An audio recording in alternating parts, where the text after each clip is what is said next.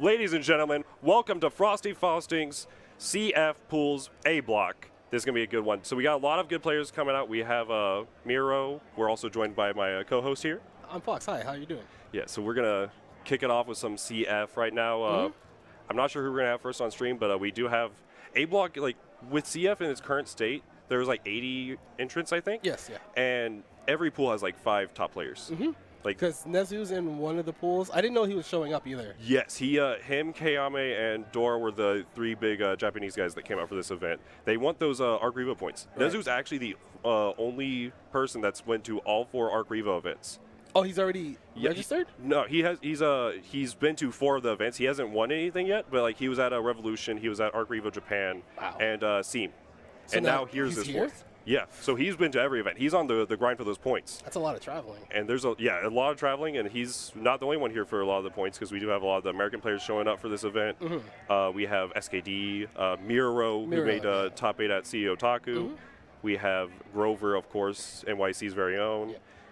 There's plenty of others like Beta Dude, Tectal are going to be in this pool actually. They are actually in the same bracket. They're in the same Yeah, they played at CEO Otaku for, I believe, winners finals for their pool. So they're going to be running it back. So, yeah. So let's see. So hopefully we can get some matches up for you guys pretty soon. Yeah. So it's going to be, all these brackets are going to be ridiculous. Like of course, not everything's going to be shown on stream. There's going to be a ton of like good losers matches. There's going to be a ton because there's like 5 or 6 killers in every pool. Like someone has to go to losers. Someone's going to get knocked out round 2. Yeah. Like, and then you're just like, wait, how'd this person lose? Yeah, you're going to look at it and be like, oh, Nezu lost 2-0? Like, I don't. Okay. I yeah, don't see like, it's not gonna. I doubt that. But Let's calm down real fast. Because like I know he's actually the best Hibiki. Right? Yeah, and easily the best Hibiki in the world. And if you don't have Nezu in your like top 8 winner side or like that area, your bracket's probably wrong. Well, I didn't see the projected for all the pools, so I don't know who he has to face outside of after he gets out. I'm not actually sure, not off the top of my head, but there's. For A Block, there's like SKD, there's Nezu. I think Dora and Nezu are on the other sides. So I think one of them's probably have to play SKD, one of them's gonna have to play like Grover or one of the other killers coming out. Right. So there's plenty of action. Well, it's been a while since I saw strong American BB play. Because Otaku was a good indicator of that, but I do remember speaking to the players and they were like, man, we were so tired at one point. Yeah. It was definitely like a long day for CF because it was a lot of people have been on that BB tag grind. A lot of people have just like other priorities like Dragon Ball and like Guilty Gear. So a lot of players CF was like early pools and they had to go play another like pools and then they had to come back for top 24 and like they had that like they would have been tired after a lot of those games and doing all that. It was like 10 a.m. pools. Maybe you play again at 1 or 2 p.m. Then all of a sudden it's like, hey, I don't play till 6. Yeah. All right, cool. I don't play till 10. That's top 8. Yeah, it's like that's kind of strange. And then you're trying to grind to make sure you're still like up to date, and then it's at some point you get too exhausted and you're like, I kind of want to just like not play anymore today. Exactly, and then it's like, oh wait, I got top 24, like top 8 in like 5 minutes. All right, so hopefully there'll be a good display of characters at this tournament because I do believe, well, I haven't seen a Hibiki in any American CF tourney in quite some time. A lot of the American Hibiki's dropped off, which is still surprising because he got like a lot of buffs for CF2. Yeah, he did. Yeah, because I remember the big American Hibiki everyone would talk about were Giga Itachi and Lich. Oh yeah, before he switched to Aurelius. Back to Aurelius. Yeah, because he was swapped, like he was maining both of them and then just decided to go full time with Aurelius, and it's been a good move for him. But now we have and Giga Itachi was around. He hasn't been showing up to too many events. I mean, real life's you got priorities. But it depends. It really depends. But outside of Hibiki, I know there are a couple of 9 players that are here. She's a scary character. If you've never fought against a really strong 9, I don't get to play the game. Yeah, how do I play? 9 is a very like polarizing matchup. Like it's a matchup where you have to have really good reactions and like paying attention to the spell gauge for between like 3C and Kunzite, paying attention just in general to what's happening is super huge. And she has weaknesses. Yeah. Like every character has weaknesses. Like if you make her whiff a button, then you get a full punish. And her DP is based on The element that she's currently selected. Exactly. So if you prevent her from like, if you just evade her moves, then she can't DP. So then she's just forced like a Hazma situation where she's just forced to block. So she does have a meterless reversal, or metered reversal rather. Yeah, she but does. that doesn't have like the best hitbox, so it's really you can play around it really well. But I know we have like Master Steph, we have Liam, we have a few others if I recall. And then there's also, I forgot the other character people playing. The only Carl I know of is Grover right now. There's Grover. Psychotic did not come to this event, but he's Canadian Carl. I'm not sure who else came out for Carl. I know we have a lot of goodness, we have a good bit of Azriel between like myself. We have Ziggy. We have a couple others here and there. There's a good bit of Valkenheim. There is? There's Dolphy and Jonah. Oh, Jonah, right. Yeah. The character. Yeah, he's a very strong character. Like, I know Jonah was talking about how he wants to play his Mai's better.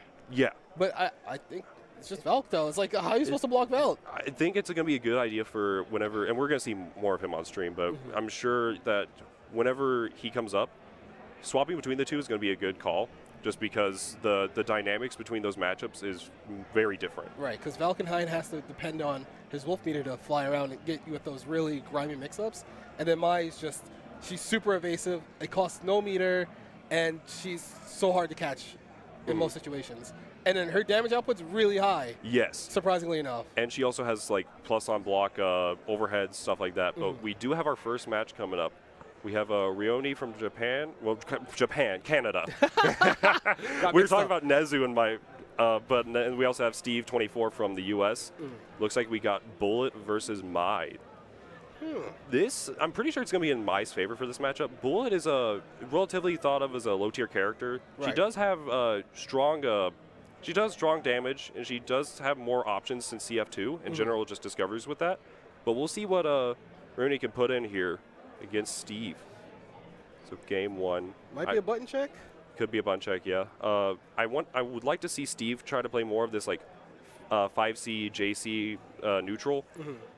Okay. Oh, caught him with the 2C. Did not follow up with the 214C. Unfortunately, lost the Oki there, but now we're just Rooney in the corner. Oh, that does. Like, that was airborne. It still did enough damage to be like, all right, you still have to tech in the corner and hold this mix up. Exactly. All right, Maroni's in level 2 heat, but he gets tagged. Oh, and drop the combo. All right, so Bullet in this form, like, she's like her red is almost pure red. If she gets a clean hit, she could do like 5K with no meter. She has a lot of damage in this, but she also has, whenever she's in heat level 1, and if you go heat level 1, her drive rolls are neutral block, and level 2 the block. So that is one of the things I was talking about, where Bullet's got a lot of damage, because if you have active floor, that's a lot. Oh, but the 2A, the 5C, we're using it.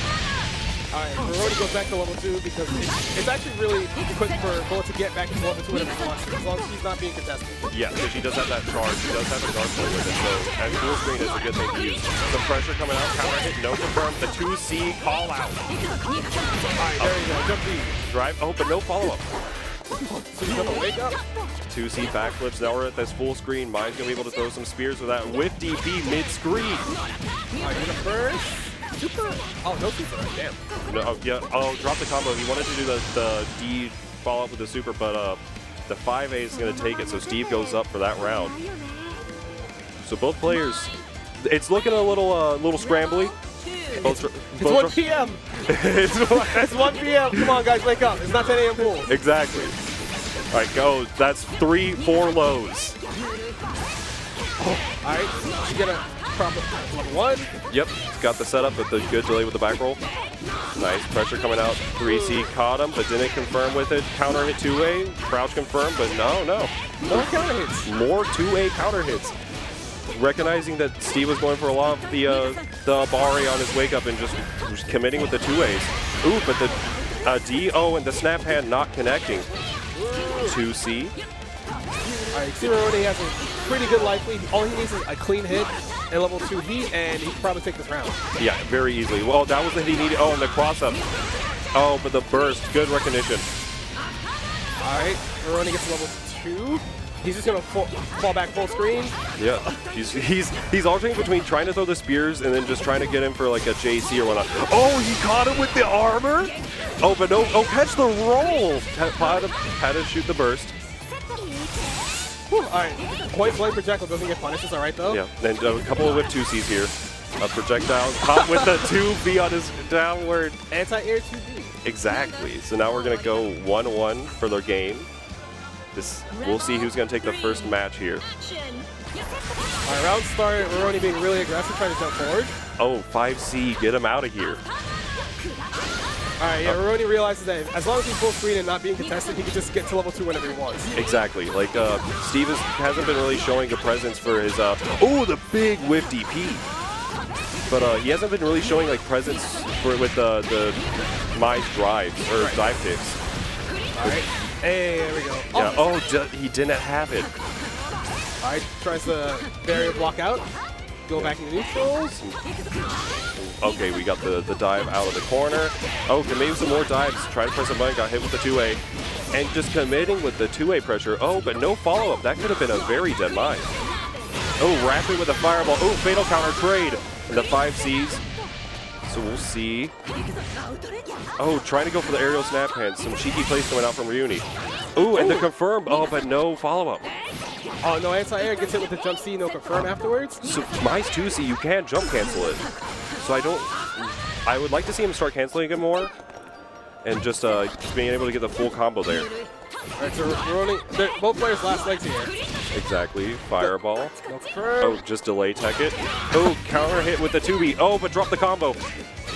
Oh, both on Astral Point. Ah, but the JC. So that's game 1 going to Ryuni. Both players haven't really used their overdrive in this match yet. No, there was one burst, but no use of overdrive. There's the combos have been kind of very short. Not very common you'd see in BlazBlue where you have short combos and kind of more tame setups. Mm-hmm. So I'd like to see them kind of adjust and kind of shake the rust off and see what we can pull out here in this game too. So I think Steve has been getting a lot of the good hits, but he just needs to start jump canceling his 2C and start just pressuring it a little bit better. But now he's recognizing that Steve wanted to get the projectile starter and, oh, but drop the combo. All right, so Roni's back in the mid-screen. He doesn't go for heat, but he keeps pressured. Okay, he gets the counter hit projectile again. More staggers. Steve is not jumping out once he notices that bullet's range is really short. Yeah, Steve does have the range advantage, but Rooney's kind of just sticking in his face now, as he should be. Drops the combo again. Yeah, and didn't confirm off the JAs. All right, no anti-air? Burying in each other's faces.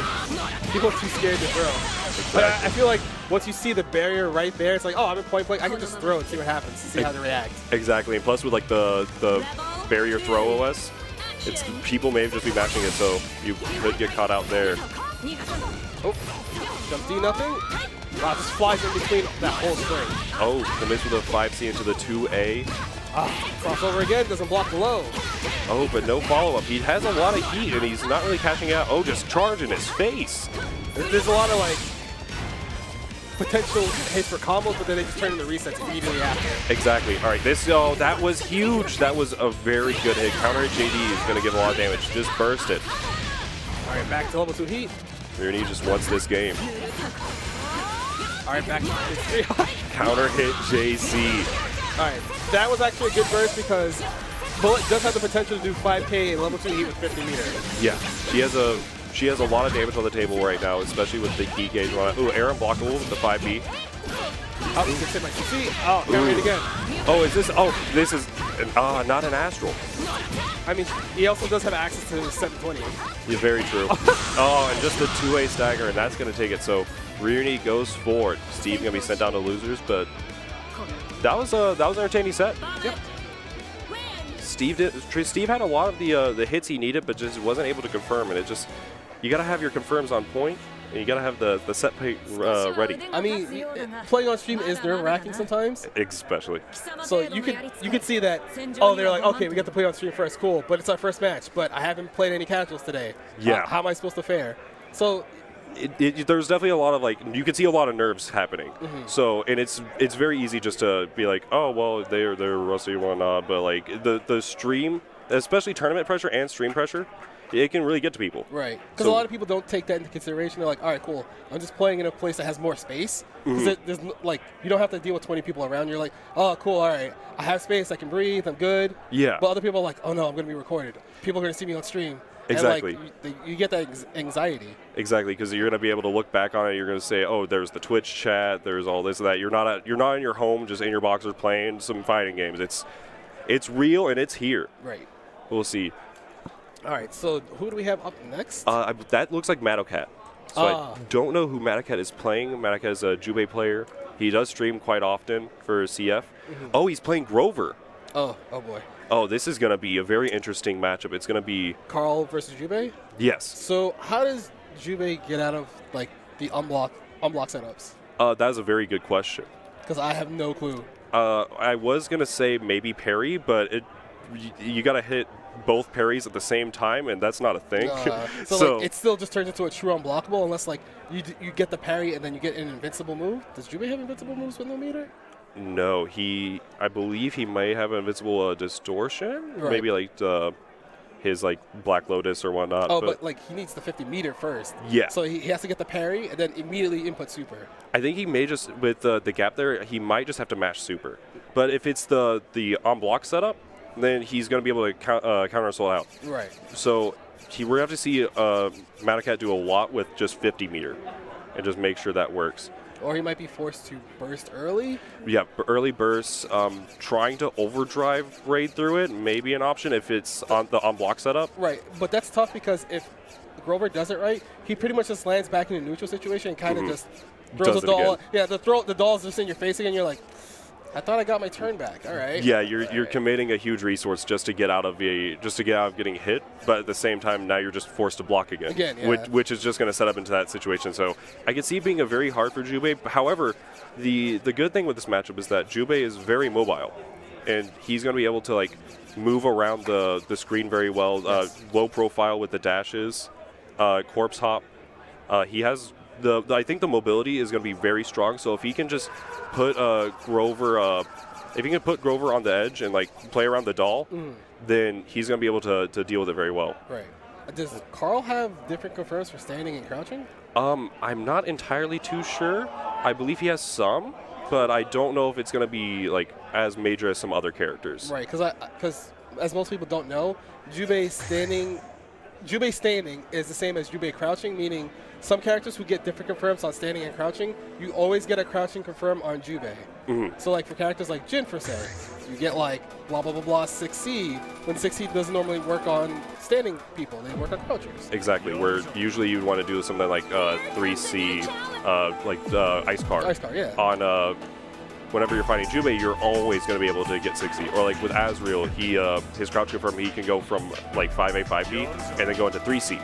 And and against Jubei, that is like an average of like almost 1,000 more damage a hit. So it can be really devastating, but at the same time, he sacrifices the standing, and he takes more hit stun for his mobility, and for like because his dash is going to be able to low profile like several like projectiles and normals. Yeah, and normals. It goes under like Azrael's 5C. It goes under several characters just natural poke buttons. So we'll see what Madocat can do in this situation. I mean, it's Carl. So Carl's going to be able to take the advantage very quickly. Right. He's also very mobile because he can kind of just have the doll approach from the ground and then Carl flies it from the air. And you have to figure out where to contest properly without trading poorly. Exactly.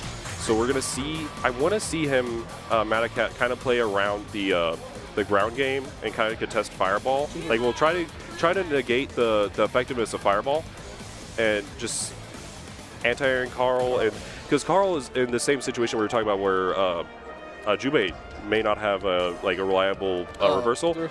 Carl is in the same boat. So he has a counter assault and he can use Doll if he has Ada out. Right, but it has to be like if he's not being needy. Exactly. So we'll see if we're going to be able to see where Madocat takes this match. All right, so round one. Ooh. Starts with Fireball, gets the pressure going. All right. Walks it out. Count hit by 2B. Yep, and now we're going to be, and this is the situation we were talking about. He's going to be able to set up into an unblockable here. Because, yep, Berserker Slash going to hit with overhead, just committing with the early burst. All right, jumps out, throws out a fireball. Ooh, overhead, caught him. Ooh, an early burst from Grover. Oh. Fatal counter. Oh, but didn't get the confirm, but did get the overhead on him. All right, so let's see how he's going to take a knockdown, take a mix-up, goes low. Yep, Berserker Slash into the empty low. All right, he's back. He somehow got back to the corner again. Yeah, oh, parry. All right, doesn't get much off it. Ada's still generating too much of her life back. Yeah, he's going to have to hold a lot of this. And now in the sandwich pressure, this is not where you want to be. All right, blocks high again. Doesn't tech the throw. He doesn't have a burst, so he should be dead here because Grover has 50 meter. Yep, there it is. Yep, going to call the cogs, and that's game 1 for Grover. So we saw Matic out. He got the parry like we were mentioning. He also got a general. He was generally blocking a lot, which is like good, but at the same time he did eat the mix-ups that were kind of important for Grover. All right, Grover gets a standing 6C, and again, Madocax is in the corner, but Ada's almost out of life. She's down to like a third. Oh, baited the parry. And then Madocax just like, all right, if I don't burst now, I'll never get to play. Exactly, just gonna have to force that neutral out. All right. Oh, yeah. Pulse Swipe does have armor on it, so if you try to poke Ada and you're unsuccessful, you will get counter hit, and it does turn into a fatal. Exactly. I believe 2D is one of her only armor moves, so it's a good idea for Madoka to try to check it. Oh, but got the mix up there. Fireball Oki. Corpse hop in the corner. All right. He's not going to get too much damage, but he'll put Grover back to the corner. He just tech rolls out. Yep. Oh, and got the install. Oh, but dropped the confirm. Berserker Slash. Oh, ooh, no. fatal counter. Oh, but wasn't close enough to get the confirm. Goes for it again. All right, Grover might go for, okay, he's just going to keep pressure. Yep, nice position with the doll. Oh, baited the counter assault. All right, Ada took the hit there, so he got stuck in the hit animation, so he couldn't just immediately block after.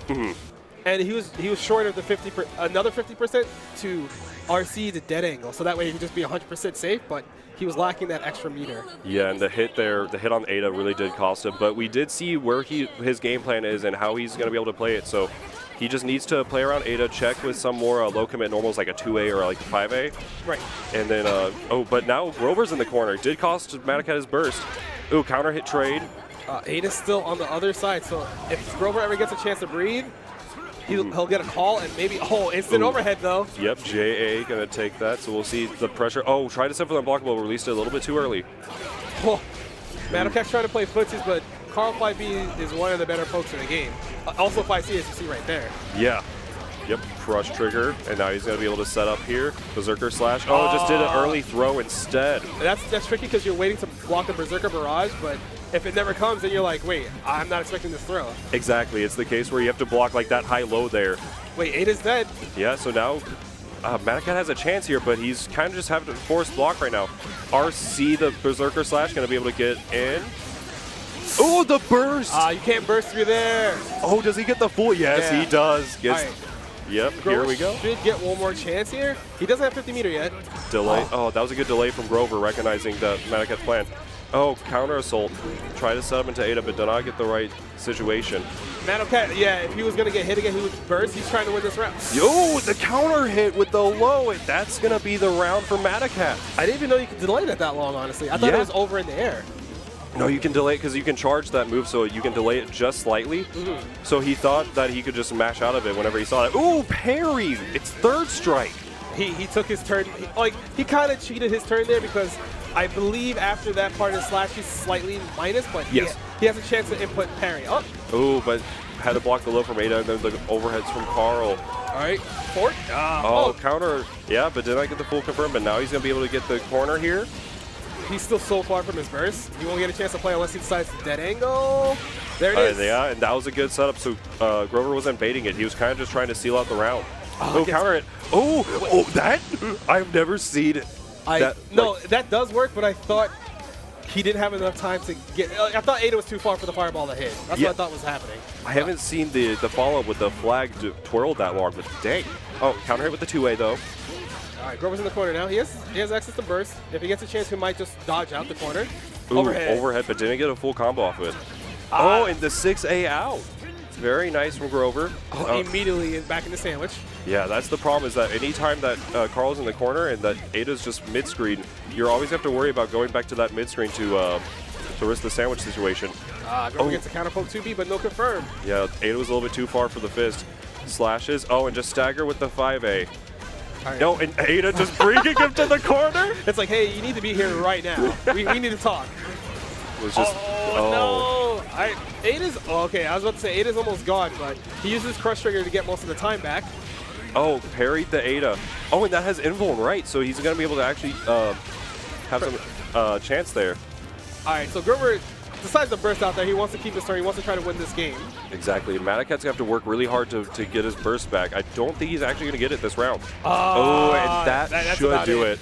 Grover has to spend meter here if he needs to before Madakat got his burst back. Yeah, didn't need it. So good showing for Madakat, though. Yeah. Whenever, whenever we were talking about the matchup before, the parry was coming into great use, and Madakat, the parry is very risky because he has the first, like the forward parry, which only works on like mids and like overheads and stuff like that. I believe overheads. Oh, yeah. But and then the low one only works on lows. So you're risking, if you go with the 6P and then or the mid one, and then Ada does like a low, or Carl just presses like 5C. Oh, you just get a counter hit, and you get counter hit, and then it's counter hit by Carl, Berserker slash, your block and Dragon Ball mix up. Those are better Dragon Ball mix-ups. What are you talking about? Exactly. He gets high low, then he can do high low again, then he can do unblockable. Dragon Ball characters wish they had that. That's so true. That's All right, so up next we have Nezu. Finally, he's up here versus Small Fry. Yes. So I've seen Small Fry, part of the Sugoi guys. I've seen him around. I'm not sure what character he plays. So, and Nezu, we were hyping him up the entire time. He did get his hair dyed from last we saw him. Wait, he did? Yeah, he usually. I thought that was like a couple weeks ago.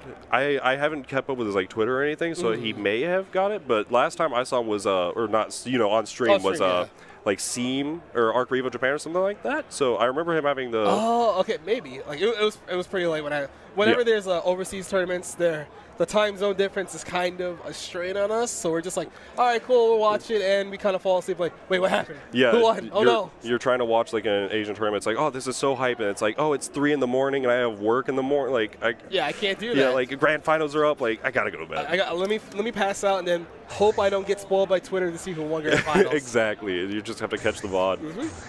But Nezu, we were talking about him earlier. Very strong Hibiki. Like. Best in the world. Hibiki's got buffed in CF2, and Nezu's showing a lot of the changes, and so much more damage, much better Oki. It just such a good change. Oh, but Arakane. So this is gonna be interesting because Hibiki does have a DP to kind of contest some of the Arakane's situations, but he's gonna have to guess on if he's cursed. He can DP out, but Nezu can DP out in a lot of the curse situations, so he has to guess which side to curse on, assuming that Small Fry is going to pull out like the left right. It's the invisible left right with the guard break bug that does occur. Yes. Well, it guard breaks you if you don't have barrier, but you need to know which side to do that on first, or else you'll just get normal hit. Exactly. You just Arcuna gets more damage. You're like, wait, I thought this wasn't CT anymore.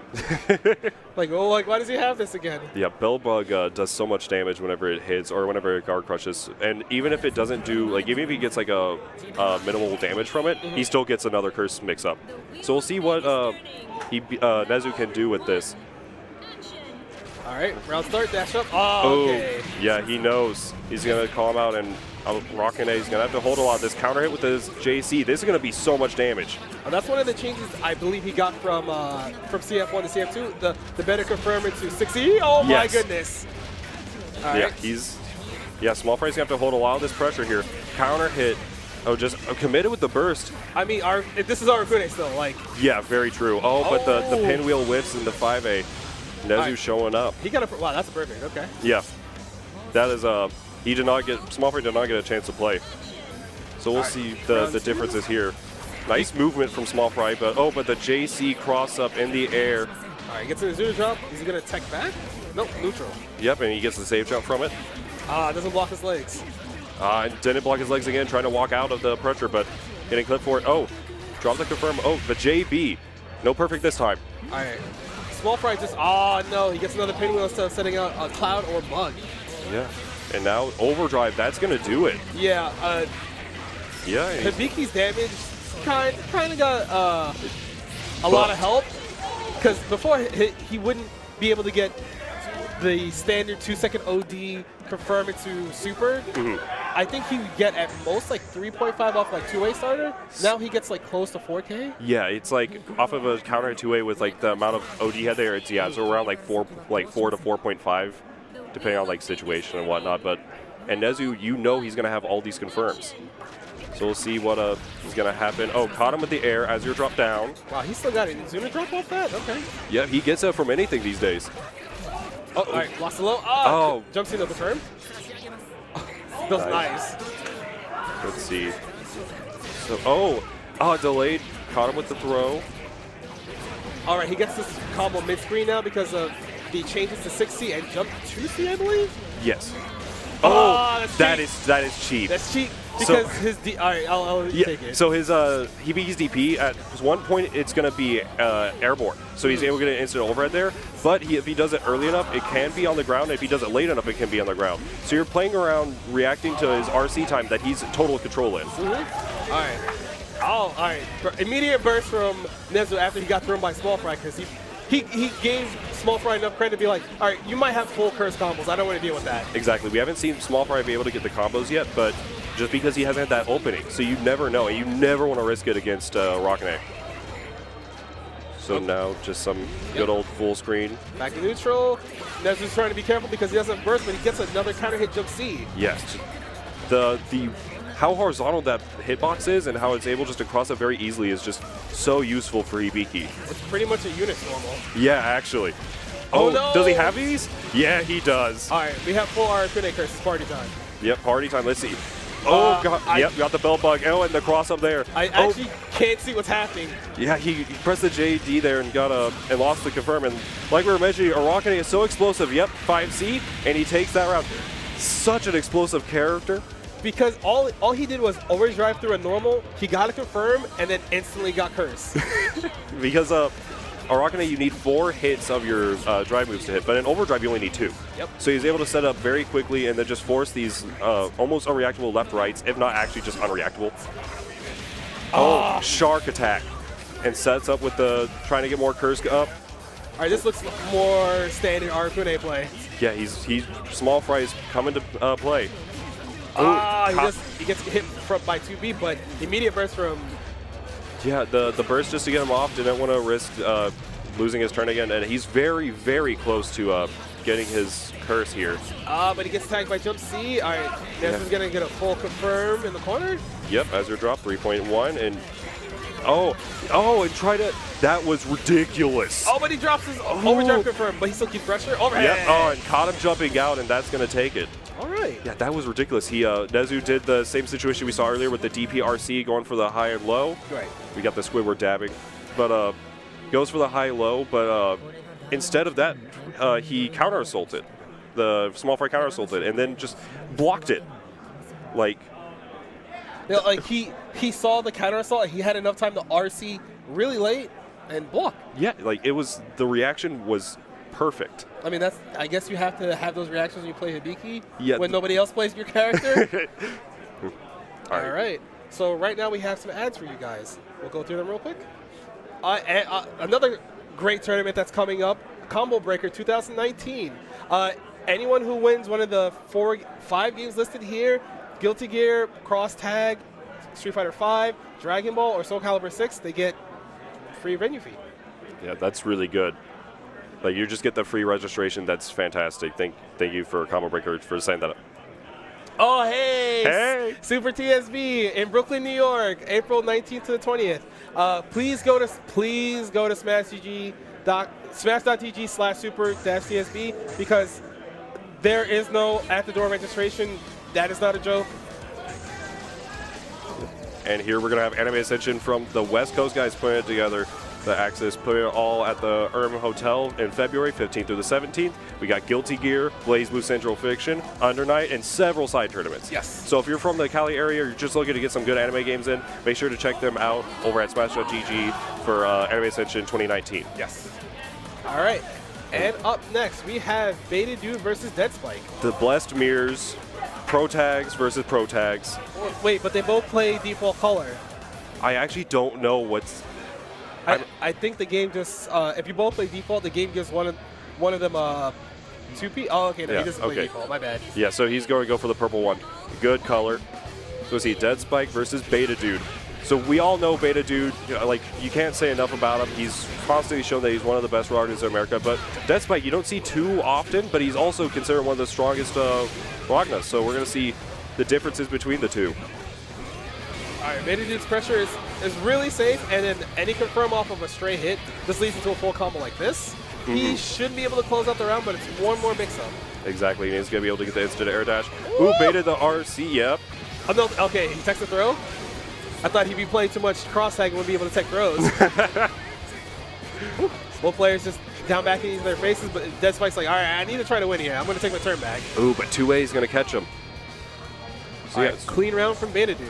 And something to note with Beta's style, that's something that many Ragnar players like should take note with, is that his that confirm is ridiculous. Oh, dash up 5B. It's wow, he got that. Yeah, he's got those. Yeah, he hasn't been playing cross tag that hard. He's still got the CF routes 4.6 and the TRM setup. Hey, I no burst from Dead Spike yet. He's just gonna hold this damage, try to see if he can get his turn back with an overdrive to a normal. Yep. All right, tech. Got that pressure. Oh, yeah. You can't take your turn back there against Ragnar. Yeah, just burying, Dead Spike burying him out, thinking that he was able to press 5B there, but Beta was one step ahead and got the 5B of his own. Right. But something with Beta's style, that's something that Ragnar players should definitely note, is that he is such a compact player. Like, he commits a lot with the 2A pressure, just like playing the neutral slow. He's not going to take many risks whenever he doesn't have to. And then his return on a lot of he did instant air dash, jump C, jump D, and he got like a 2.4 confirm. Exactly. Like, his confirms are crisp. His playstyle just very compact, and he's able just to get situations started. But now Dead Spike going to be able to get his own situation. Yeah, he got a really hard confirm there because if you do 2TC mid-screen, you have to do micro dash 5C and then get a pickup. Beta Dude burst there. He doesn't want to give up a round. Yeah, Beta just wants to take this 4 rounds straight. But we're going to see if Dead Spike has anything to say about it. Counter hit, pickup. Wow, he got that Gauntlet Hades. Yeah. So, yeah. All right. Hey. Nice counter hit. And now, good burst coming out from Beta Dude just to take that. But now both players not going to have burst for this round. That's going to be more of a detriment for Dead Spike. Woo! Oh, but that's so smart. The Gauntlet Hades follow-up, you can just 2A under for most characters and just low profile it. And in that situation, you're able to counter hit for the 2.9. All right, so Beta Dude, he's trying to jump out with jump C, but Dead Spike was able to counteract with a 5A anti-air, and now he gets a confirm. Nice. It staggers. Oh, he's back to mid-screen now. Don't let Beta Dude get back there. Ooh, the 5B aerial hit going to get the second 5B, and now going to do the full confirm. All right. Oh, Hey. DP. Beta Dude was looking to clear that, but he didn't get a chance. JC, that's a good hit. Gauntlet Hades pickup. And he's going to be really close to the corner now. All right, he's going to run. Ooh, backdash got caught, and that's going to be... That should be it. Yep, and yeah. Wait, he got asked? You have to do it to him? Well, it's not on the screen, so it doesn't count. It doesn't... This man has a family. This man had like 200 life, and Beta Dude's like, you know what? I'm just going to Astral. Like a super would it, like a simple 50% overdrive would have been fine. He's just like, no, I had to meet him. I'm gonna Astral. Exactly. Like, Beta's such a nice guy, but he's such a jerk sometimes. You know. He's going to the dark side. He used to be a person who'd never Astral. He'd be like, no, I don't need to Astral. I remember him saying this like 2 years ago. Now it's just like, I'm gonna Astral. And then he's like you can just like hit like 2A 4 times or something and get the kill. Like they would die. He's just like, no, I'm gonna Astral. There's a whole sequence you have to make us watch, Beta Dude. What are you doing? You're killing our time. I guess the competitors get time to get up on the stage, but still. Yeah, exactly. Trying to buy us some time. No, he ruined the person's dignity today. Oh, goodness gracious. In the Ragnar mirror, But we're going to probably see more of Dead Spike. He does have a good shot in losers. But now on stream, we're going to be seeing Koopa Claus versus Eshi. Who is Eshi playing right now? Eshi, if I saw him playing casuals with Jubei, Right. he still has Amane, Right. a very strong Amane. But I believe he's going to be playing Jubei. I also heard he plays 9. I haven't seen his 9. He may have one. Someone said he plays 9, and I'm just like, I guess that makes sense. That's cool. Yeah. But because I know he was in a character crisis for a little bit in Yes. CF.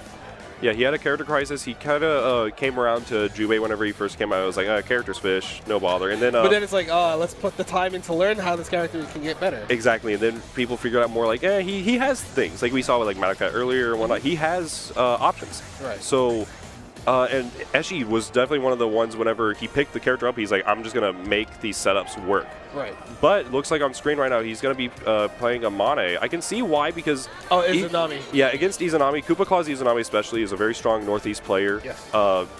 Izanami especially is a very strong character, and the Jubei match was kind of hard for... Or Jubei has a very hard time against Izanami. Amane, on the other hand, is going to be able to chip away with his drive and at her barrier and her life. So, And Izanami needs barrier to put up that rib cage. that impenetrable rib cage that everyone seems to detest. Yes, for good reason. So Izanami's main thing is that she does have Exodus, which is going to be that ring in her back and turn into bits, and she's not be able to block in that mode, but she's going to be able to have like use projectiles like that and just set up for like this zoning game. But she can't block. But to remediate that, she has rib cage, which you can only throw. You cannot like punch it and whatnot. You'll chip at their barrier, but it will just stay up and whatnot. And then like you can like Amane can press like 5B and then just ignore it with ribcage and then just slap them and then get their turn started. So we'll see. Amane, I imagine, does actually really well in this matchup just because he's able to chip away at her barrier, and if he's not using barrier, he's losing life. Right. So he's going to have to. This is going to be a lot of resource management coming out from Koopa Claus. So we'll see what Eshi's able to do to deal with it. All right. Amane's range should be the deciding factor in this match. Oh, there you go. Ooh, 6C did not get the full confirm. Oh, but the 6A from Izanami, very strong, sets up for the pressure. Ooh, missed the float cancel. All right, counter hit bits, and then just tech jump B. Gonna get the float combo here. And now we're in the corner, basically. Oh, but nice roll under. But gets hit by the 2B out of float. Ooh. Oh, no, drill. Yep, and now we're gonna see the level 3 drill come into play here in this matchup. Wow. Ooh, hit a nice confirm with it. Gonna get the full pickup here. Oh, it keeps going. Oh, 3.7. Cancel with the hover. Oh, and the counter assault into the pinwheel. Be able to take his turn back. Yeah, but right now, actually, looks like he's in a better spot because, yeah, you get that angle, get back to mid-screen, full screen. But immediately, Koopa Claus is like, he takes his turn back, but oh my god. Oh, that damage. The thing is, I haven't seen Koopa Claus set up ribcage yet, but I guess he knows that as soon as he does, he could just lose all his barrier, like right now. Like, I imagine, like, I actually have never seen how fast that ribcage could be drained just with how much chip damage his drive does, Eshi's drive does. But now we're going to see the setup here, overdrive. Super. Yeah. You should be dead. The minimum scaling is really high. The overdrive, especially there, just to close it out, is a good call. Just want to spin. If you think that your super may not kill and you have overdrive, just spin the resource. Right. You want the round. The rounds win you games. All right. This next round start, yeah, SU being a little bit more aggressive. He sees that as long as he can stop Koopa Claus from getting established with the bits in the back, he'll be able to. Oh my god. Ooh, nice J2C. Pick it up. Yeah, he gets a full confirm. He should get close to level 2 here. All right, there's the setup. Yeah, I had to block that. Good setup with the delay tech. On wind, just kind of getting the pressure started. Oh, double hover into the drill. All right, but Koopa Claus gets to confirm. This should go all the way back to the corner. Close enough. Yeah, nice delay tech from Eshi. Trying to call out any like fan approach or anything like that. Counter hit. Oh, this is looking not really. No. Yep. There's a rib cage, but it's about to run out. And once you don't have barrier, you're in danger state. Yeah, so he's Koopa Claus is now. Oh, there we go. Uses the overdrive. So whenever, oh goodness, nice block on the counter assault. All right, Eshi decides to overdrive himself. Just trying to contest, try to take this round here. He blocked overhead. Oh my goodness. Yeah, now he's gonna be able to set up level 3 drill here. So now, nice. Yeah, nice catch with the anti-air. Wow. Oh my goodness. Right, yeah, right. Level 3 drill actually does as much damage on block as it does on hit, so it's essentially the same thing. Yeah, it's you're picking your poison at that point. But Koopa whenever you run out of the ribcage, you're going to be in danger, which means that you can't barrier, so you're open to a lot of counter, crush trigger. That's the word. And then especially in the Mane matchup, just going to be able to. He's not able to. He's going to take more chip damage. Oh, all right, Essie tries to up back out of that situation.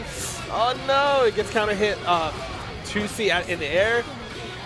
All right, this isn't so bad. Okay. Nice roll. He managed to take out of there. He's about to get his. Koopa Claus is about to get his burst back, but SG just needs a clean hit. It's a level 3 drill, blocks the overhead, but yeah, the explosion is safe. That's a command grab. Yeah, the explosion going to be minus, but using the bits to cover his option there and kind of use it as a frame trap. Really good stuff showing out from Koopa Claus. Going to just commit with the bits. Actually, very low life. Koopa does not really need to commit here. But Koopa does have to be careful about being in flight mode and using up too much barrier, because that's how you die quickly against Amane. Oh no. Yeah, and didn't set up against the and that but uses the overdrive very well. And overdrive, the pinwheel will activate after any action. It normally does not do that, but because you're in overdrive, you get that nice little privilege. Yeah, so in that situation, he's able to counter sold out and get the pinwheel started. Yep. Very, very nodule stuff coming out from Koopa Claus. I saw Eshi's face. He was just like, oh no, I forgot. As he was pressing a button, he was just like, oh no. Goodness gracious. He's able to counter sold. He's able to reversal out. Just a very strong option with the overdrive there. All right, round starting again. Both players really aggressive. Eshi not holding buttons to tech. You can't let Izanami get free combos like this, because now you're in the corner. Now she's about to do set play. Good block on the double overhead. Stagger. Oh my goodness. Nice pressure and got the hit. Just burst. Doesn't want to hold it. Oh, expected the jump. Trying to go for the air. Oh, nice confirm off the JB. All right, so Eshi should get a setup that forces. Oh no, he just goes into a reset to get more drill meter. Baited. Ooh, and the bits once again. Yeah, it's a very difficult situation, because where normally you'd see the EA weapon, you're just, all right, I'm just going to get this full punish. Well, now the bits are going to be covering a lot of his options. All right, Ribcage, super. Oh, and like we mentioned. Yeah, it eats a lot. I don't know of any super in the game that straight up just eats Ribcage. I don't believe there is one outside of like a throw. Right, a command grab. Yeah. Nice pressure with the 2A. The problem was that Koopa Claus had enough barrier that even though the super was going on, he could still retaliate correctly and punish Eshi for that. Exactly. And even though he's in danger, whenever you're in danger, as long as you just get your turn and just get that chance to build up your meter again, it's so good. All right, so Eshi's just trying to get drill meter up manually. Yeah, Amani does have a stance. He's committed to more of this slow game where he's using the stance to build that drill meter. Oh, and the 2A, the 5A, goodness gracious. There's a lot of jumps going on. Oh, no. Overdrive. And try to go for something, but got hit with the bits. And now we're just playing a game of runaway. And the 2A catch there. All right, so Koopa Claus is about to get his burst back. Oh, my goodness. Yeah, he says, and overdrive. Overdrive also getting him out of danger. And this actually may kill. No. All right, but this setup is not good for Eshi and any. Overhead baited the dead angle. Yeah, right? yeah, dead angle. All right, Eshi gets to play again. Ooh, the drill setup. Didn't let the drill rock. There's a dead angle. All right. Went for the full screen low. Dead angle. Yep. Eshi still has overdrive. Ooh, but didn't get the confirm for the 2C. All right, Eshi has level 3 drill, so Koopa Claus himself has to be careful. But didn't get the full confirm.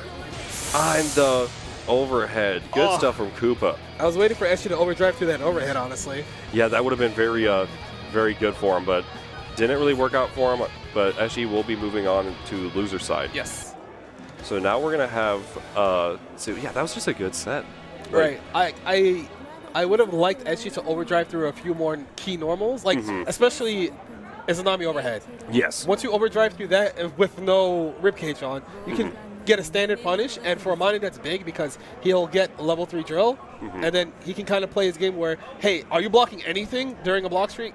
Like half your barrier is gone. Yeah, in that matchup, Amani needs to prioritize getting that level 3 drill and just being able to force Izanami to just have no barrier. Right. Because her game plan is going to be really centric to the ribcage. So just preventing that, and then just being able to force into, especially if he forces him into danger, and then goes for like a level 3 drilled like chip, that's gonna be a lot of chip damage. But well, I'm sure we're gonna see more of Eshi later in this tournament. But now we're gonna have like we saw earlier versus Elion. Yeah, another Jubei versus Carl matchup. Yes. So hopefully Elion knows the Carl matchup because hopefully he was watching Madocat play. Like, I know what to do now. Cool. Yes, he definitely needed to take some notes from Madocat's play. Madocat played the matchup very well, but I feel like Elion's more aggressive style of play is gonna put Grover more into worse situations. Yes. Catching more rolls, anything like that. So we're gonna see how Elion handles this. Tennessee versus New York. Actually, Grover's from New Jersey. New Jersey? Yeah. Oh, I actually didn't know that. We have to make that distinction, I swear. Because he's always at every TSB. Yeah. But we'll see. Nice pressure coming out from Grover right now. Already in the corner, but nice instant blocks coming out. Elion has so much meter just from this proper defense. Right, but he's okay. Yep, unblockable. Yeah, he eventually got opened up. He's like, all right, I guess I need the burst here. Yeah, but he actually ended that string with more meter than Grover did after the combo. Right. But usually you don't get that many chances against Carl to block correctly. Lost that meter, and now we're back Berserker / low. Ada is almost out of meter, so let's see. Okay, he tried to go. He saw his meter at the last second. He's like, wait, I can't do an unblockable here. Yeah, he saw that the meter was going to be a little bit too shy. All right, Ada's still going. Oh, no tech. Blue beat. All right, no dead angle. Elion's just waiting to play. Tries to jump out. Ada's almost back, though. There she is. Oh, and JD got called out, and now just using Ada to get the install. Nice, got some damage on her. Fireball coming around, and he got to throw his own fireball. Both players block. All right, Ada's just going to do most of the work here, eating any projectiles that come her way, any normals. Wow, I didn't know Jubei could get that high up in the screen. He can delay. He can play that air game for a long time. Oh, but the aerial button. That was a long perfect. My goodness. That just shows how Jubei's able to avoid a lot of situations in the match. Oh, fatal counter starter. Oh, there's the burst. Yeah, early burst. That's pretty much worth it. That damage was going to be huge. All right, roll out of the corner. No punish. Yeah, 2B gets the crouch confirm. Oh, but drops the 5C. Elion's trying to create space by backdashing and running back in because Jubei's special property of running back in, but he gets a hold confirmed. Yep, got the counter hit with the overhead, and now we're going to see Elion get the setup fireball. Oki. Yep, and just committed to the low. Didn't go for the instant overhead. Oh, just going to set up for the install. Oh. Instant overhead. Hey, there it is. All right, round's not over, but it's not looking good for Grover. But he is playing Carl. Yeah, it's very close. Got to block the same setup. Instant overhead. Did not get the full confirm from it, however. It's still in the corner. Oh, yep. Oh, baited the bind there. All right. Ada in the way is actually going to pose some problems for Jubei. He's not going to be able to like just freely roam in. But yeah, going to use the Black Lotus marks to kind of get back in. So many air actions. Right. Which is the proper response to fighting Carl. Yeah. Like if Carl is going to try to prevent you from playing your game, and so Jubei's going to prevent you from playing the game. Oh no! Oh, bad burst. All right, he could just straight up lose right here because Carl has overdrive. Good. Ooh, nice block on the cross up. All right, so Elmhurst is probably going to run away for another 20 seconds because of the install super granting him all those movement options. He actually can look for a timeout here. Because if he ever has to block, he could just lose like right here. Like, yeah, right here is going to be. Oh, but wait, Carl, wait. He's going to overdrive to still. He doesn't even need to. Yeah, but better safe than sorry. He should be able to super here. Yep. Yep. Double super? I believe he gets that, yeah. Oh, did it? No. Yeah, you probably could have done the 6E into the cogs. Oh, but the timeout. Oh, my goodness. Well, it did end out in timeout. Elion was not looking at his own life. He was just like, wait a second. I need to press the button way sooner or super. One of those two. Goodness gracious. So, yeah, good game. So, we're seeing more movement from Elion, and we're seeing the proper defense going to be getting him a lot of meter to work with here. Now, he's going to go for the setup. Oh, same side. Got with the counter hit. Fireball wars. Oh. Yeah, and now, yep, going to go for the different side. Yep. Overhead. Purple throw. Sheesh. Might still be kind of tired. It is later in the day. All right, no tech. 5A. He's just, Grover's not going to. Yeah, no resources here. Yeah, he actually doesn't even have a burst, so he should. Oh, no tech. Oh, dropped the combo, but Grover not committed to the tech. I mean, he could have been waiting for the combo to drop so he could tech and immediately press a button to get a retaliation. Very true. So now we're going to see Elion on the board. Nice use of Ada just to take the fireball. But she's already at 50%. You kind of don't want Ada to be that low already when you need her for combos. Oh, and the Berserker slash last hit did so much damage to Ada's life bar. All right, Ada just taking one for the team here. Oh, counter hit. Oh, and the blue beat. Going to get the full pickup as well. Wow, that's detrimental. Oh, and the 6K. Overhead block. I actually. Oh, counter hit, but didn't get the full confirm. Overhead again. Yeah. Grover's trying to press buttons there and wants to play. Decides to burst. Yeah, nice block in the fireball. Yep, dead angle. Get him out of there. Overhead and the throw as well. Bunch of resets coming through. Yeah, after that situation, he is plus, so you have to guess between the instant overhead, the low, a throw. But we saw Elion being able to adapt to the matchup, and now that's going to be 1-1. That was a huge turnaround from the first game, honestly. Yeah, like we saw a lot of Elion was just, in the first game, was trying to forcing more of this defense and just blocking a lot. Whereas now he's actually able to set up this like side swap mix up like right there. All right, Grover decides to burst. He wants to try to play. Oh, there's the parry. Yeah, with the parry and actually recognized it and canceled into the hedgehog. Oh, install, and now we're going to get some big damage here. All right, Grover's nowhere. His burst is nowhere close to being found. He has to hold his mix up. Oh, that's cheap. It's so strong. Going to go for the cross up and corner. Oh. All right, he tries to put pressure on Grover. Oh, and the fatal counter did not believe in it, though, and just commits with the overheads, and now Elion has that set point. That was the same thing that happened to him when he played against Madocat, too. Yeah, where just being able to, once the fireball setup is there, Carl doesn't have any way to block it, so he has to block similar, like really, really messed up mix-up. And Nice just running for that 2-beat. All right, gets a knockdown. Grover has to be careful about how he techs. He doesn't want to eat up another confirm, but he also has to worry about an overhead. Yep, tries to opt back. It didn't opt for the fireball okay this time. Oh, but the dash back, using the redash to get a, hit into the cross-up. Yeah, he got an instant overhead and then just went to a cross-up. Oh, it didn't burst bait it. All right, Grover, last chance here. Wow, he can okay, he blocked that, all right. Yeah, he RC'd it, but ended up blocking it. And the dash for the 2B. Elion takes it over Grover. That was surprisingly convincing. Okay. Yeah, that was very solid play from Elion. Elion's just a very solid Jubei, as we saw. Yes. And just being able, he used a good habit with Elion was that he would backdash and then use the forward dash in and either get the instant overhead or the low. Right. So it was a very strong usage of just Jubei's toolkit. Right. And Grover hadn't seen that a lot, too. Yeah, no, it looked like a lot of the stuff was catching up. Like, example also was the parry on the doll into the spin ball. Right. It caught Grover, which was like surprising because you saw earlier whenever he was playing Madocat, you saw the parries, but you didn't see the cancel. Like the special cancels. Right. So I guess he got false information because Madocat wasn't doing it. So he's like, all right, there's no action he can take after this, so I can press a button. But and then got called out. But yeah, great showing from Elion. Yeah, Elion. But now I'm sure we're going to see more Grover in the loser side. Very strong player. Like, we don't need to express how good he is. Right. He plays Carl. He's a good Carl player. You guys get the idea. Exactly. He's got so much victory under his belt that it's hard to go through all of it. But now, speaking of someone with a lot of victory under their belt, we have Fame 96. Oh, yes, everyone's favorite Susan player. Exactly. Versus 13 Blades. So, Fame 96 coming out from Georgia.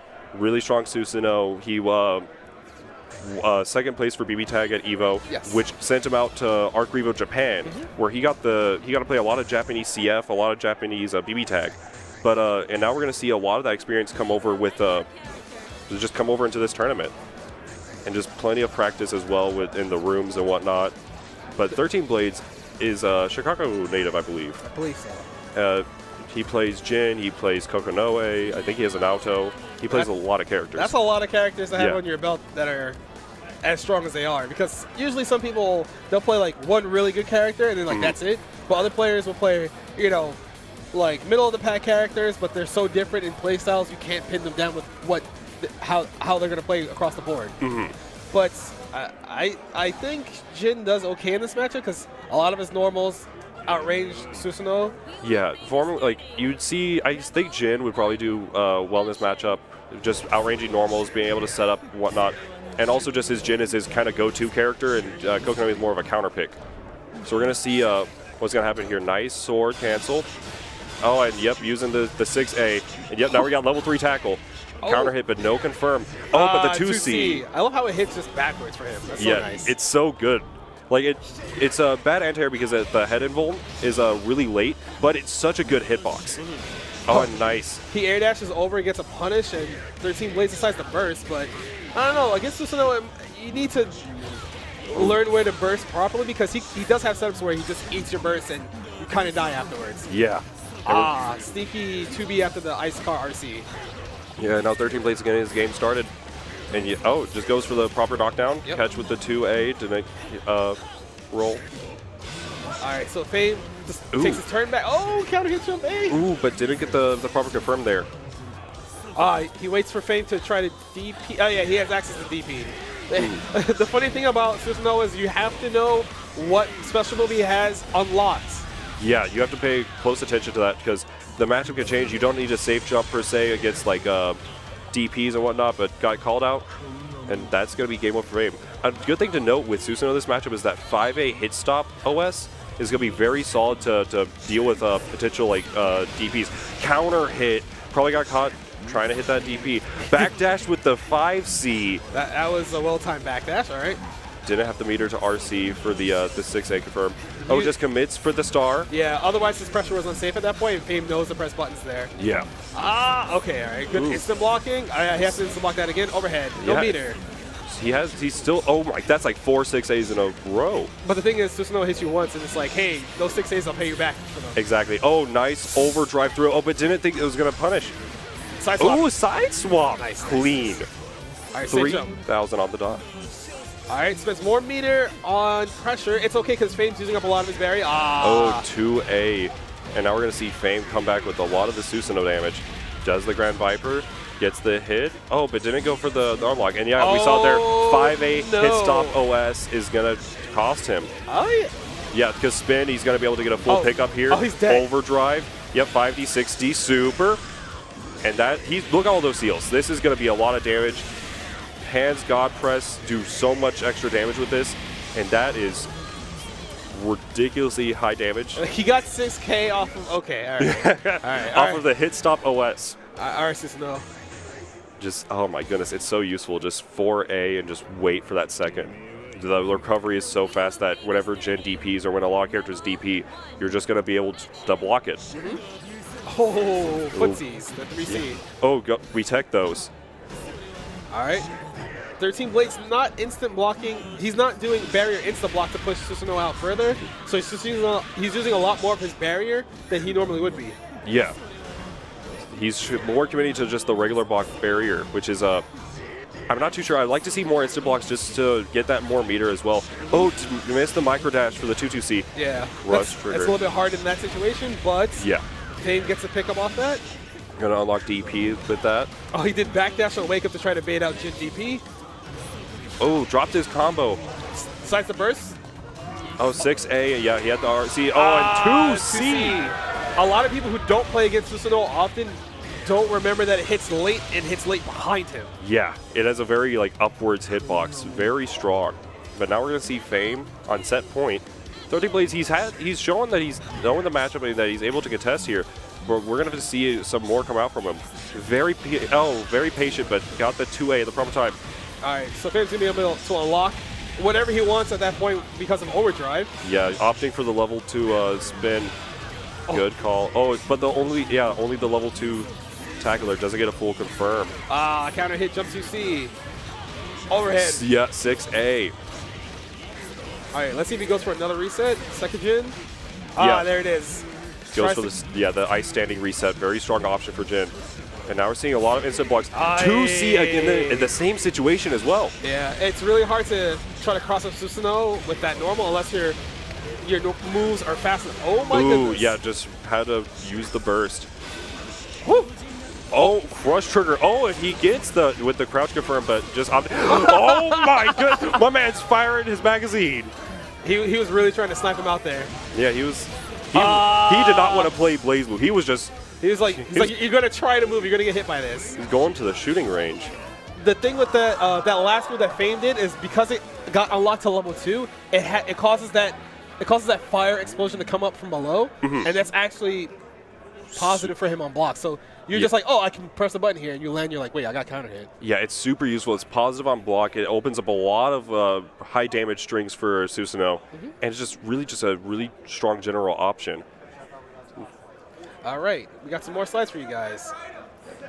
Right now, order your bags by February 1st to get them in the mail for C2E2, the 10th edition.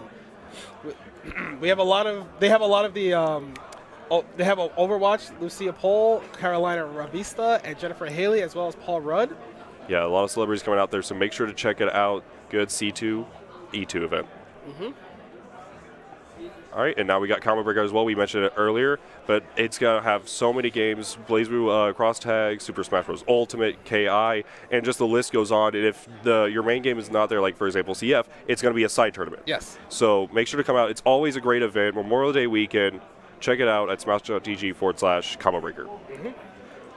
And finally, we have Windjammers for you, playable in 2019. There's also a Windjammers tournament here at Frosty Faustings. There usually is one every year. There's one at like every Midwest major, honestly. Yeah.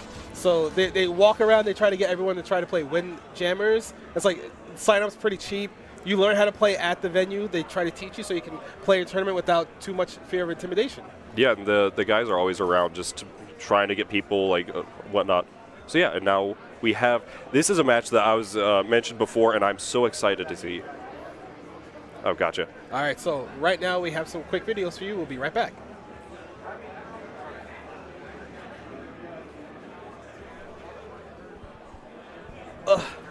Okay.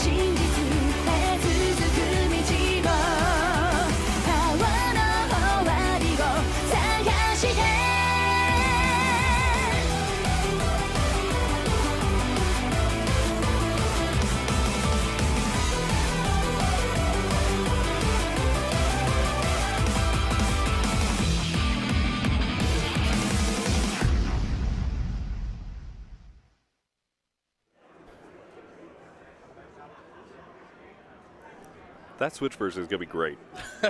Like, I mean, a lot of people don't like carrying around their PS4s anymore or their laptops, so the Switch is a nice small console. There's a lot of converters for your whatever peripheral you use. Yes. And there's also the smaller monitors, the Horde monitors that they have. Yes, very good monitors. So and there's more portable setups that you think. Exactly. You can even like practice on the flight. But this is a matchup that I was talking about earlier whenever we were discussing the pools. And a run back from CEO Otaku, Tactile Eastside versus Beta Dude. These two, every time they play, it's always like 2-1, last game, last round, every single round. Like it's the very close in skill, and we're gonna see some good quality BlazBlue coming out for these guys.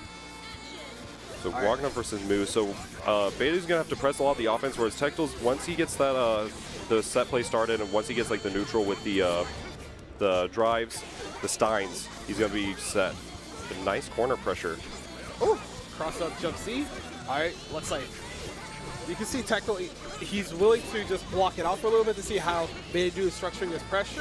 And yeah, went for the TRM setup, but a little bit too late for it. And Tactile, even with the throw, trying to tech it. Yeah, now Tactile, he's been blocking for like 30 seconds. Oh! You get a burst? All right, he does a whole lot of his burst. He decides to either overdrive the next time or just straight up burst if he thinks he's going to lose this round. Yeah, just opting for it. And he's blocked for so long. If Beta has... Oh, not, oh yeah. Just using EA, calling it out to get his turn started finally. All right, he's also in active flow, so he gets he'll get his burst back a little bit faster than normal. Exactly. Usually ends around like the 7 area, but if he takes momentum like this, he's going to be getting it pretty close. Oh, yep. Oh, nice DPRC. He gets pressure again. Ooh, nice defense coming out for Tectal. Ooh, we blocked those. He did punish the second part from coming out. Yeah. Ooh, yeah, blocked the cross under. All right, good backdash. Trying to get back to mid-screen. Beta just chasing him down. Yeah, just opting for the early carnage. Scissors not going to play with the combo. Just going for this quick round. And yeah, that was Tectal showed a lot of his defense there. He had a lot of instant blocks, a lot of just patience. But he's going to need to start trying to steal his turn from Beta. All right, this looks reminiscent of the first round. You can see, okay, Tectal's just trying to preempt a lot of Beta dudes jumping. But, oh, wow, there's no anti-air there.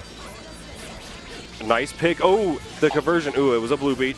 It's but fine. Still good confirm. Bloodsleth, good punish on the whiff. Oh, and just a little bit too far for the hop there to connect. Gets on max range 2A. All right. Tries to get another cross-up jump C. Going with Hades, a classic. Yeah. Almost unblockable. Woo. But we'll see. Good evasion on the anti-air. Woo. And now we have to deal with the Gradius. Yeah, setting up shop. Oh, counter hit trade there. Yeah, now dead spike. Oh, but the counter assault a little bit too early. Oh, all right. So Tectal's not. Oh, he gets 5C. If that was any closer to the corner, that is like 5K by itself. Yeah, very strong option. Oh, goes for the RC. Okay, that was a very good option for Beta. Recognizing that the 6B there was going to be an overhead and just trying to overdrive right through it. But Tectal tried to go for a different mix. But the Gauntlet Haze is going to take that. So I like the play coming out from Tectal. I feel he needs to start trying to find areas to take his turn. Right. It's hard, though, because Ragna's normals go pretty far. And if you misplace a button once or twice, you eat a lot of damage. You're in the corner for no reason, honestly. Exactly. Like we were mentioning with like Beta Dude's style, like that compact gameplay, like not taking too many risks, just playing this like a low commit style pressure. It makes it very hard for Tectal to get things started. All right, you see Tectal, he tried to take charge at the beginning of the round, but he really doesn't want to, just DP it. All right, yep, back in this position. All right, good recognition. Yeah, recognizing that the 5A is going to whip on the crouch. Oh, but the air unblockable. Oh, and we got those. Sets up some steins. Gonna send it down. Yeah, this is what Moo wants. Ooh, Inferno Divider. All right, Beta is going to opt to not burst here probably. Yeah, right now it's burst safe. Once he gets closer, yeah, in this range he can burst, but he's already taking a lot of damage. He actually might, with the blue beat. I got a whole bunch of tech, man. You can't be greedy thinking you can tech out of the combo late and get a punish. Yeah, in that situation, holding tech is going to be the ideal just because you know Tectal just wants to end that round, but managed to close it out. Oh, went for the little early anti-air. Ooh, nice tech. 5A catching the crossover. 6A. Yep, good anti-air. Immediate burst from Beta. He doesn't want to be put back into that situation where he has no momentum. Yeah, and like we're seeing now, whenever Beta gets his pressure started, it's posing a real big problem for Tectal, but he's just having to block. Oh, nice backdash, but gets caught. All right, so jump. Oh, goes low. Gets mixed up. Yeah, fakes the overhead, goes for the low instead. And in the corner, he's going to get this 3K. All right, mix up. Late tech. Nope, no DP. Good run, bro. Yep. All right, so it looks like Tectal's not going to burst here. He's just going to hold that and just have to go back to the next round. Hey, Beiju's got those optimal combos. Exactly. Optimization for the 4K. That's exactly what he needed to take that round. Beidu on the set point. We haven't seen Tectal use his DP much. Right. I was wondering if he was going to either wait for meter or just try to DP through a quote-unquote safe jump. Just trying to find the opening for the DP is going to be very difficult, especially this is compact style, but he's got to let it rock at some point, like right there. Hey, there it is. And yeah, now he gets his own turn started. Oh, no proper anti-air? Air-to-air trade. Oh, 2C. Yeah, but a little bit too late with the confirm. RC, yep. Yep. Just opting to use that meter. Continuous pressure. Ooh, the 2D just slightly whipped there. You can see Tectal trying to... Oh, it crossed up. Yeah, DPRC. That, he does have burst. All right, next hit's going to kill. Aye. Inferno cross up. Ooh, trying to go for the burst safe stump. Goes, and the DP on the 2B. That was...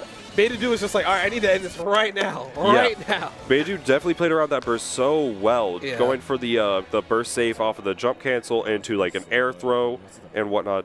It was just a really strong showing. Usually those two go like back and forth, and we could just see that Beta was just playing the better for the day. Right.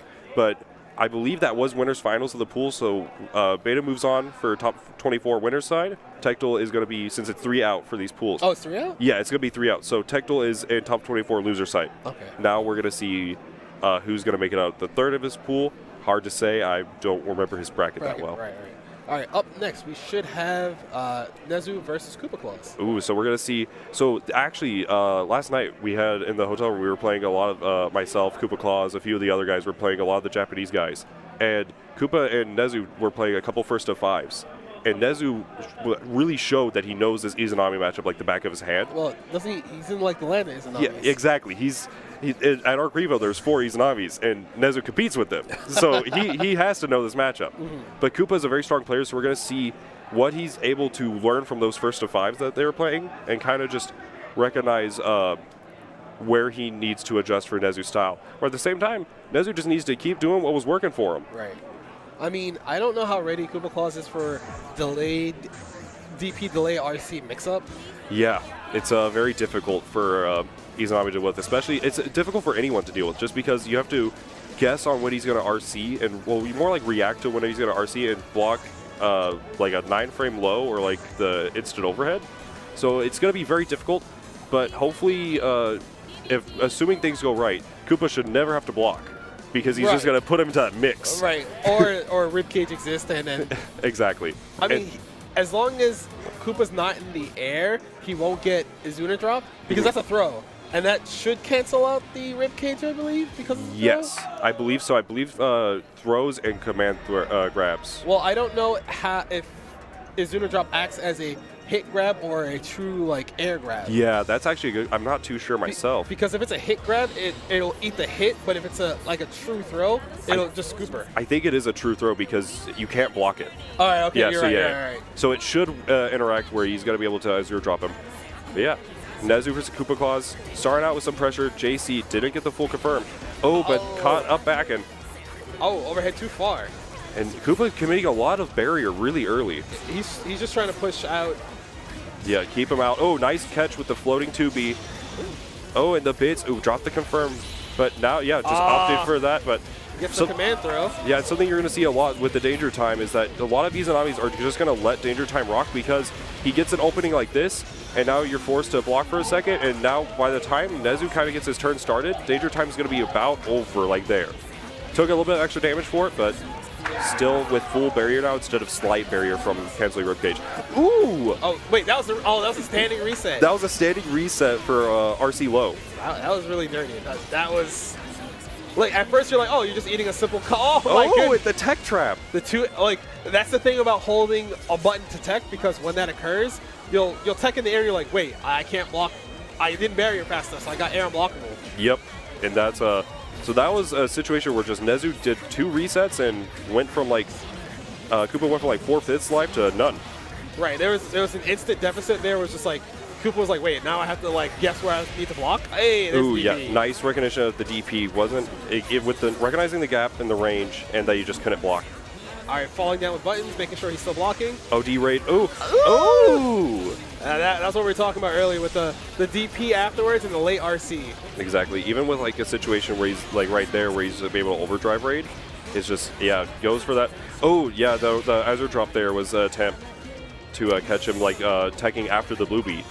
Whew. It really looks like that's just trying to catch Koopa Claus jumping. That's why he was jumping, trying to make sure he dead angle, jumping, trying to catch him up backing in the air, maybe get an air throw, or maybe just Izuna drop him out the air raw. Exactly. There also, one thing to note with Nezu is that his ability to just instant block any, like he's going to instant block, and the moment he recognizes like a common string there being like 2A5, 2A, 2B, where he's going to have a small enough gap where he can get just instant block DP immediately.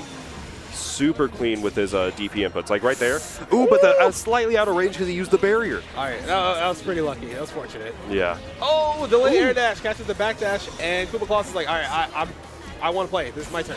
Yeah, oh, nice bit hit, but wasn't able to block because of the Exodus, and now going to be forced to block across up low. If you insta-tech there, that 2B will catch you, and if you're not paying attention, you will just get mixed up. Exactly, and not holding any resets. DP'd it earlier. Oh, and... Oh, looks like he missed his instant float. Yeah, definitely missed his instant flow now. You can see there, Nezu buffered the DP. He's so ready just to let it rock. I mean, he has 100 meters, so like any action he takes that he thinks is a little bit unsafe, he can spend meter. Exactly. Even if it hits, he's going to get the full combo. And now he needs to retreat. Just let the barrier run out, and now danger time. Oh, he still has he didn't block that low? Yeah, that's a... I guess he was scared of the hover mix-up. Hey! Ooh, that was extra messed up because he Koopa blocked the DP in the air. So he had to block low as like while in the air because he was falling. Right. But yeah, now Nezu on set point. Oh, counter hit jump B. Now we're going to see Koopa get to play his game. Oh, he's in the corner. Oh. Yep, put him in the corner. Ribcage, wheel. Wheel, walks a double overhead. Ooh, got opened up with the mid into the low. All right, using the ribcage. The ribcage explosion is also a hit, so it is combo fodder. Yes, and it does give some of the barrier back. So he's going to reset up here. The problem with that is that his ribcage is now gone off of just setting that up because of how long it takes for the setup to work. So now he's going to be danger time. But it doesn't even matter because, oh, there's the DP. Yeah, and now he's going to get started. Now that danger damage is going to build up for him. Ooh, the blue beat. All right, she's going to knock down here. Oh, just try to carry it in the corner or get it reset with Izuna. Yeah, oh. Yeah. All right, Nezu knows. He's like, all right, yeah, you're going to do reversal super, and the bits are going to cover that. Exactly. So nice usage of the pinwheel from Koopa Claus, keeping it safe and just trying to catch the button. 2B low. He was hard baiting dead angle off of almost every string he started with jump C. Yeah. All right, roll, no roll. Oh, yeah, doesn't made it that time. Yeah, there's the counter assault. Ooh, scary. Got some bits out. Hey. Oh, yep, dive kick gonna work. Oh, didn't get the full air conform, and yep, DP RC there. The DP does hit on both sides. That's another thing to also remember because I think that's something that doesn't occur often. You're just like, oh, he whipped DP, let me run in and punish it, and it hits you, and you're like, wait a second. Yeah, there's not many DPs in this game that will hit on both sides, or if they do, it's usually like a Ragna Inferno Divider, like hitting at like the startup, like right behind him, but it's not gonna catch you like cross up like that DP will. Right. But great stuff from Nezu. I believe that may have been winners finals. I'm not entirely sure, but at least that would guarantee that Nezu will be in top 24. Right. He should be out of pools, and he should be able to get a break, play some more casuals. Mm-hmm. And up next, it looks like we have Muro versus Elion. Wow. Yeah. Okay. So this is gonna be Jubei versus Raelius. Yes. Miro is a very strong Raelius from the Midwest. He got top 8 at CEO Otaku at one of the most stacked CF events I've ever seen. Yeah, I think everybody was there. I'm pretty sure everybody from America that was considered strong was there. Yes, those pools had like 6 or 7 killers in each bracket. So, and Miro showed that he was going to be able to get, I believe he got 5th or 7th. I think he lost to SKD and Fame, or it was either SKD and Uri? I think maybe. so. It's hard to say, but do check the VODs out for that. Right. That was probably the highest level BB that we've seen in 2018 for the most part, besides Combo Breaker. Combo Breaker was yeah, very high skill as well. Because Fenrich was over here mostly for Dragon Ball, but he's still highly recognized for his BB skills. Yes. And now we're gonna see. So this is gonna be. We saw Elion earlier defeat Grover, and now it's against Miro. So the doll difference is going to play a big deal because Carl kind of plays more for this unblockable setup. Miro does have unblockable setups with his Raelius as well, but it's going to be a difference where using Ada to push him in the corner is not going to be a thing. It's going to be more. It's going to be more of playing around with Ignis and trying to set up for these like instant air dash, like high-low kind of setups, and roll catches or whatnot. So we're going to see the button check. So we'll see how this works out for him. I want to see. So Elion needs to do a lot more with like he did with Grover. Like I think the general game plan is still going to be there, but I feel like Miro with his is going to be super good at reacting with his 2C. Right, because anytime Jubei is going to try to hover around Raelius' head, Raelius can just press 2C and it covers that general space around him, maybe a little bit behind him as well. Yeah, it's kind of similar to like the Susanoo 2C, where it covers that. It's going to be a little bit more like lower to the ground. So it plays out because he doesn't get that that little bit higher hitbox, but he's still lower to the ground, so it's going to be harder for like a jump in to like stuff it. Right. But Jubei's kind of fast, so he might even be able to hit him before it even starts up. Very true, it depends on the situation. But we're going to see what situations come up right now. I want to see Elion play like this fast game, and I know Miro is very solid at just getting these confirms to send him right to the corner. So let's see what's going to happen here. Round start, yep. Jump back, summon Ignis is going to be a very common setup for Aurelius for a round start. Nice check with the doll. That's another thing to note. With the Ada difference is that she just takes damage, but with Ignis, your damage doesn't matter on the doll. She will go away. Right. She won't linger on the screen. She'll just go away in the next command. Oh, unblockable. Yep, unblockable setup. And that was off of a no-tech from the burst. All right. Oh, tries to roll forward. It gets hit low. Yep, and now he's going to call Ignis out. This is going to be a full Aurelius solo route. Right, because he needs Ignis to regenerate. Yep, there should be a mix-up here. No, just keeps slipping pressure. Ooh! He actually just did nothing, and that got him the round. What he did was he did 2A, like 2B, 5B, and then canceled into Lele. Lele, yeah. Yeah, and then just whiffed the counter assault, and yeah, that was the round. So that was a really strong showing from Miro. Oh, all right. Doesn't get out. He just throws. No respect for the buttons. Or he might have thought he was getting thrown early, so he was just like, I'm going to press throw too. Very true. So nice pressure coming out. Goes for the dead man's hand. Didn't really work out for him. You can see Miro, he tried to press 2C there if Elion decided to land early, but Elion was like, all right, I'm going to go back to the screen. I'm out of here. And nice setup with it all. Ooh, good check. And yeah, like we mentioned with the 2C there, but didn't get the counter hit, so no full confirm. Oh, it doesn't block his legs. Gets hit after the tech as well. All right, Ignis is back in there. Wow. Ooh, Spinball actually forced Ignis back that far and got caught with the low. He should be dead here provided he spends meter and provided Miro doesn't burst. Yeah, this is going to be death. Goes for the super. Bada boosh. There we go. All right. So 1-1. So we saw this. It was like a difference of rounds where Miro utilized the fact that Elion was no-tagging that burst and took the game one just because the corner mix-up. Whereas Elion was able to play more of his game, kind of get the mix-up started in the mid-screen, and then just got it. Oh, nice block. All right, back. Ooh, yeah, just calling the drill down, trying to see if Elion was going to run into it. And good check. Jump B. Keeps pressure. Yep, and oh, nice backdash, using that invuln to get out of there. Ooh, but the Stagger 2A, Ignis is now gone. Overdrive raid, yep, just going to use EA. He's probably going to call Ignis in a trap. Just goes for the wheel of his own. Yeah, it looks like Miro's not sure how he should approach it. He's just using Ignis there, but Elion's always checking with 5A or 5B. Ooh, got caught with the roll, but didn't get a full confirm. All right, still blocking. No instant block, so Ooh, and the overhead now, because he used the install, it's going to be a full combo. Miro should have burst soon, but he's not going to be looking at death right. No, he actually... No, the combo drop. Elion actually recognized that the combo drop, goes for the second D, which would be plus. Oh, and the first bait. Yep. Recognizing that Elion didn't really lose much there just by going for it, just because he could go with the delay button. And so just opting to options like the burst. Very solid. So now 1-0 for Elion. Miro, we need to see more. He needs to take charge in the match more. And Elion's proving to make it very difficult with his doll checks and whatnot. But once he gets started, we saw that it's very difficult for Elion to come back from it. Nice use of the trap as well. All right, there we go. Yeah, nice.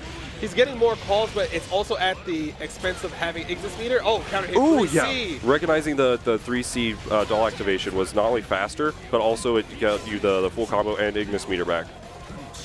Ooh. Overdrive raid on the 5As, but because it's a low commit button, he didn't get a full punish. He actually got caught for it. All right, so he won't have access to his burst for a while. Has to hold this OP. No instant overhead. No instant overhead or low. Kind of just going for more of like mids. He might be trying to bait. Oh, counter assault as well. There it is. Yeah, very true. All right, you can see Elion going back to mid-screen. As long as he doesn't get hit by Ignis. Yeah, he's proving actually so, like he's playing at this range where Miro can't actually use Ignis super effectively. Fireball Oki. Oh, and yep, got a hit with the second hit of the JC. this should be a kill with the 100-meter. Oh, just opts for the Oki instead. Yeah. Wow, Miro decides to burst there. Huh. Ooh, this is a similar situation we saw in game like the first round. Ooh, but roll forward, recognizing that he didn't want to get the unblockable. He was really to whisk that punish. All right, decides to go in the install. Wow. Ooh. Oh. Wait, I guess he thought he had a burst? No, that was he must have had a misinput with like holding 6 and pressing A to get the parry instead of just confirming with the 5A. Very unfortunate drop, and that actually, but the JA comes out. That could have been huge if Miro got started. Like, he just needed to counter hit jump B and get a confirm off the fall. Yeah. All right, now Elion's on match point. Miro was looking a lot better when he was pressing the advantage with Ignis, even though she. Oh, the 2C! That hit, that was like a Susanoo 2C. That was ridiculously good. All right. Overhead. Oh, but the doll button actually whipped there. Nice. So Ignis didn't die, so he's just able to call her back out and just get all that meter back really fast. Right.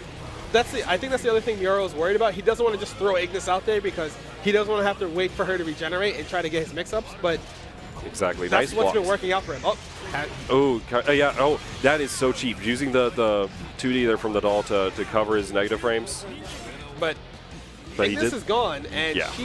she's oh my goodness, 6B? Yeah, 6B. Oh yeah, Ignis is still not back. Oh, but the 2C of his own. Oh, he tried to lay it, but delay on with the delay burst. Very smart call. All right. Yeah, Miro gets Ignis back. Doesn't have to worry now. Elion's just ahead away. Instant block, but I'm not sure why he would go for it. Oh, yep, now Rhapsody of Memories. The problem with that super coming out is even if you dead angle during the super, Ignis will still just absorb it and still keep going. You can't stop her. Exactly, and you may hit away Aurelius, but you're just going to open up for a combo. And the Fatal Counter starter is not what you want right now for Miro. Set point right now for Elion. Miro still has a chance, but this is a bad start. A lot of damage meterless. That is like Azrael damage round start. Oh, okay. Notice that he was trying to go for the charge unblockable. All right, has to hold this mix up. Hey, Elion gets tagged. Miro just got delay air dash. Yep. Nice. He hasn't gone for the air dash at all so far for this set. All right, just takes a simple. Ooh, I'm not sure what the situation, like what he was trying to do there. Got the overhead. All right, so now Miro has to hold this mix-up that's in the corner, and this is his last chance. He won't get another chance to play, but he might get his burst back if he survives. Maybe. It's going to take a lot of... that was a low! Ooh, and got hit with the Fireball key. Great stuff from Elion. Yeah, that was just smooth play from Elion. Miro still had it. You could see that he had the strength there, but just wasn't able to close out the rounds.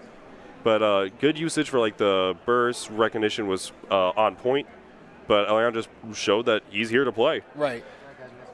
All right. Once again, we have some slides for you to look at, and you can go to Gamers for Gamers. Games for Gamers. Yeah, Gamers for Gamers. Visit the booth. I believe the booth is out here at Frosty's, so if you show up like late or whatever, you can still pick up some paraphernalia, and yeah, just come on through. Yeah, we got GameCube controllers, Nintendo 64 controllers, a bunch of stuff for that, so do check it out.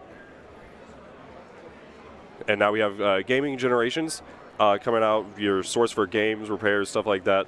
If you have like messed up controllers and whatnot, they're able to fix it. Check them out on Facebook at Gaming Generations and Twitter with gaming_gen. And finally, Quamba sticks. I personally have one from myself. I have the Obsidian, but not the one that Daisuke is holding right there with the Guilty Gear branding on it. You can go to QuambaUSA.com or you can go to 8arc.com. And you can use the code FF2019. It expires January 23rd. You get 15% off everything on the site. Yeah. All right. So thank you for joining us with this block so far. I am Fox. And I am Bojack. Thank you for joining, and you'll see some more action in a few minutes. Thank you.